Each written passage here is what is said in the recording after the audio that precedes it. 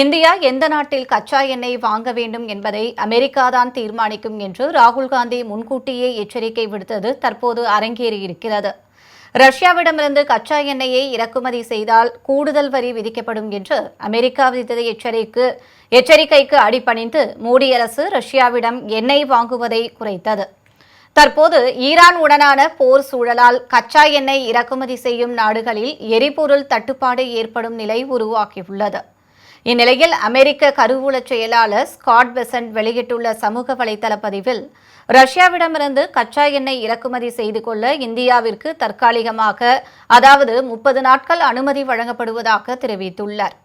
இந்த அறிவிப்பு பெரும் அதிர்ச்சியை ஏற்படுத்தியுள்ளது. இந்தியா எங்கிருந்து கச்சா எண்ணெய் வாங்க வேண்டும் என்பதை அமெரிக்கா எப்படி முடிவு செய்யும் என்று கண்டன குரல்கள் எழுந்து வருகின்றன.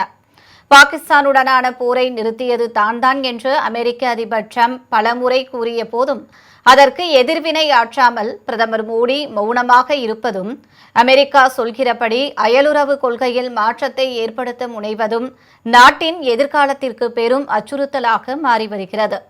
அதன் வரிசையில்தான் கச்சா எண்ணெய் விவகாரத்தில் இந்தியாவிற்கு கட்டளை விதிக்கிறது அமெரிக்கா.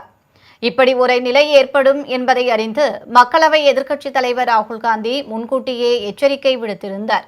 இந்த ஆபத்தை சுட்டிக்காட்டி அவர் கடந்த பிப்ரவரி மாதம் 11ஆம் தேதி மக்களவையில் உரையாற்றிய வீடியோ தற்போது வேகமாக பரவி வருகிறது. Now the United States will decide who we buy oil from. Yes. The United States will come to us and say you cannot buy oil from so and so and so and so and so and so. Russia, Iran, whoever they want, they will decide. Our Prime Minister will not decide.